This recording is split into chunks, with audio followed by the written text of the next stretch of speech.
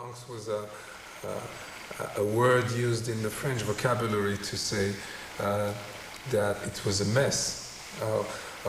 When someone used to play loud music in the neighborhood, in your own room, the mother or the father used to come and say, "What do you think you are, in the Bronx?"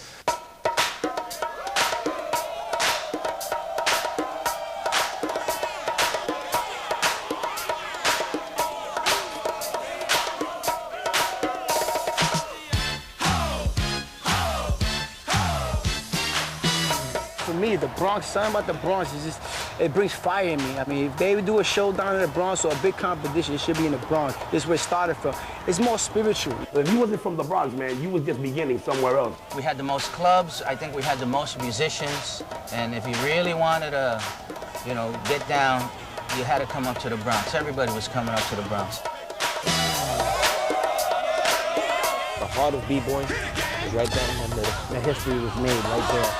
Even though it happened in 78, 79, and everything has changed, but when I come to these places, I feel rejuvenated. We weren't looking for a way out of the barrio or out of the Bronx, none of that. For us, it was, to some extent, spiritual.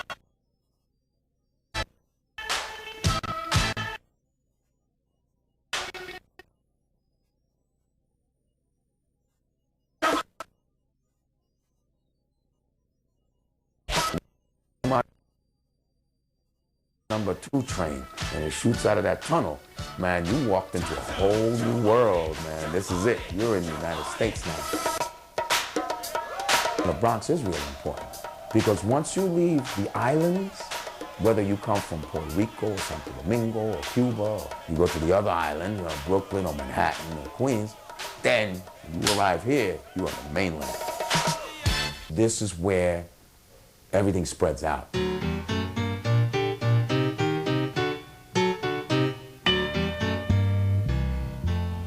I look at this place and, you know, you see a baseball field. I've seen this go through the entire life cycle. I mean, I could stand right here and I can go from like where I lived over there, where that green container is. My best friend Gerard O'Sullivan lived. By the right field poles, that was where the LeBron brothers lived. Over there by the tree was Connie's candy store. And I saw that go in a period of years. I moved from here. I left this place. And for a while, I felt nothing but shame about coming from here. Then that morphed into sadness. Everything you knew as a child, every visual cue from childhood was gone. It reminded me of like Psalm 137, you know, by the rivers of Babylon, we sat and wept and remembered Zion. You know, now this wasn't exactly Zion, but it wasn't too shabby either. Let's start this off with a little rhythm. It's one of the greatest tours in the world when you come to the Bronx. Yeah, my name is Angel Rodriguez, Cintrón, Rivera, Olivera, Simón, Lepe, Villanueva, De La Paz. Aha. Aha. Come on, everybody. If you grew up in the 70s, you know about the South Bronx. That's where everybody knew the fires were burning night and day. The place burned down to the ground. A more recent generation know it as the place where hip-hop was born, right out of the ashes. Came straight up like a phoenix. And if you're a little bit older, remember a time that this turf produced the hot New York Latin music sound that came to be known as salsa.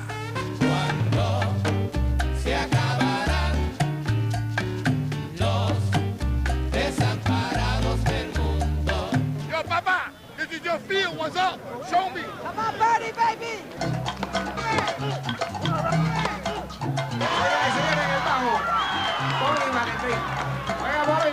Practically everybody I knew in the music business,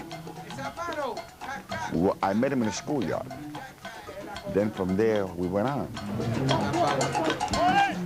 And stickball is what really got me into music. We called it the poor man's baseball.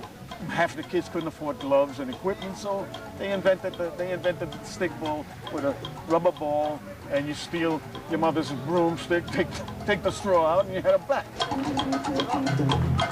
Eddie, Palmieri, Joe Quijano, Orlando Marin. They were all stickball guys.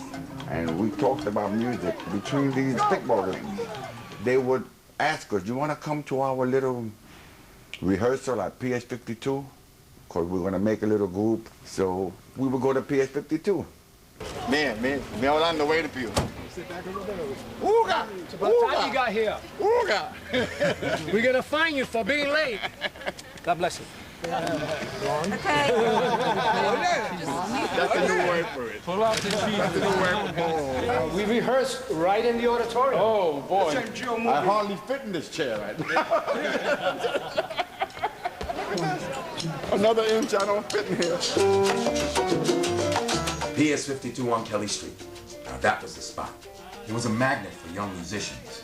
Internationally known legends like the Palmieri brothers, Ray Barretto, were all students there. Other future stars included Manny Oquendo, Barry Rogers, Joe Quijano, Joe Santiago, Orlando Marin, Ray Cohen, Ray Santos, and Boogaloo Pete Rodriguez. They would let us rehearse here, and we would perform Friday nights in the gym. This was the beginning of the era of the Mambo dancing.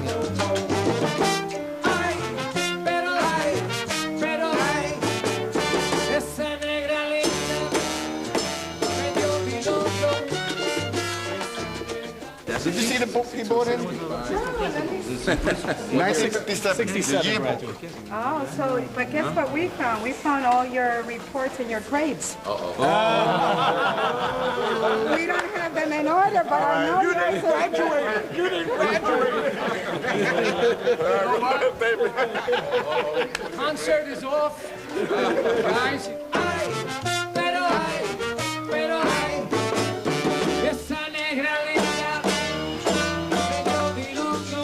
My mama was born on Norfolk and Broome, which is the Lower East Side. And her brothers, her 5 younger brothers, danced the boogie woogie in the 40s. And they, you know,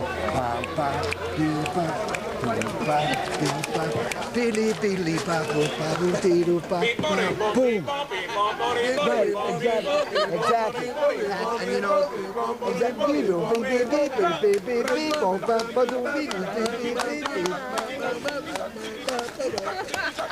it's, you know, the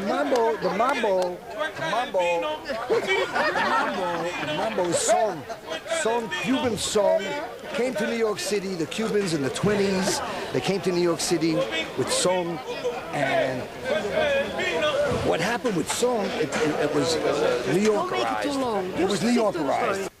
In those days, there was live music everywhere. No discos, no records, live music, even in the smallest bar. I used to go from one bar to the other. If they needed a guy, I would ask the band leader, oh yeah, man, you play? Oh, tú toca? Yeah, sure I play, man. Play all night from 9 to 1 a.m. and leave for free. I'll tell the guy, gee, thanks a lot, man. One of the things that I remember vividly when I was growing up in the South Bronx is the sound of drums resonating through the canyons of the projects. The music was so much in full force. The culture was so in your face. There was no way that you could escape it, even if you wanted to. Even if you wanted to. You come from Puerto Rico, man. You come to New York City, the urban capital of the world, not just the United States. You want to get hip, man. You want to, like, you know, get up to speed with what's happening. You start dressing differently. You start talking differently. You start walking differently. When we were kids, like 14, 13, you know, we all had long hair then. So we used to carry hair combs, man, and like, yo, man, you know, put the hair back. So the combs were, we got to get 3 or 4 guys on a cart. When I was...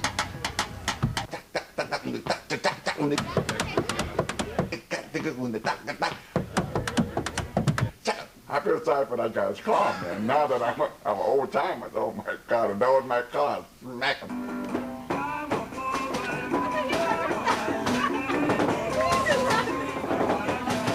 Anything is rhythm, life is rhythm, man.